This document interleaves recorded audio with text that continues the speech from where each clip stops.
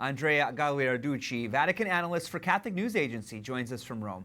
Andrea, what is the significance of the Holy Father's message to the Roman Curia?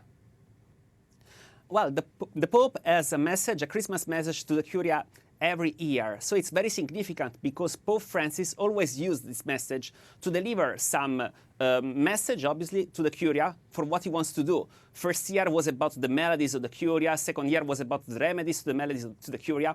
This year was mostly about reforms. Pope Francis said that reforms are there to stay.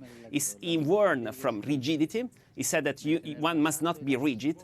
He also tried to console people, explaining that no one thought that reform was going to be there without thinking about what they did before.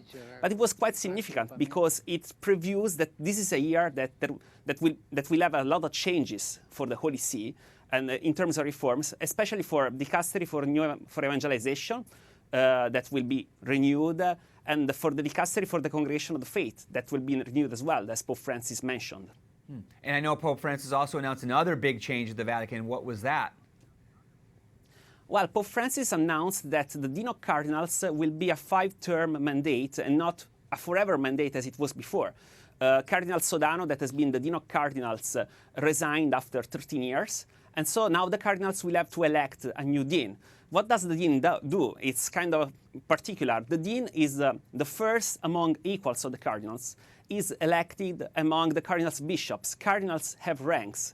All of cardinals are archbishops, but not all of cardinals have the same dignity. And this dates back to the first centuries of the church. So there are cardinals deacons, cardinals priests, and cardinals bishops.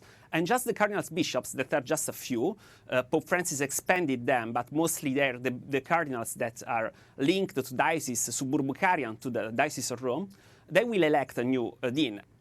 Oh, wow. Okay, that's very interesting. And then looking ahead, what will be the Pope's schedule for the rest of this Christmas week? Well, it's a traditional schedule. So Pope Francis will have the Mass on Christmas Eve. It's a Mass that is attended always by the diplomatic corps of the Vatican.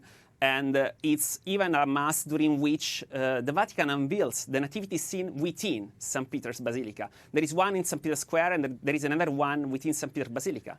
Then there will be the message Urbi et Orbi on the 25th, the day of Christmas. Urbi et Orbi means to the city of Rome, and to the world. It's generally a diplomatic message. The Pope just lists the scenarios the Holy See is interested in all over the world. And so he will deliver this message. Then there will be the Te Deum. It's the hymn, thanks to God, on the 31st, the Mass on January the 1st, and the Mass on January the 6th. Okay, the Feast of the Epiphany. Andrea Gagliarducci, Vatican analyst for Catholic News Agency. Thanks for your time. Thank you.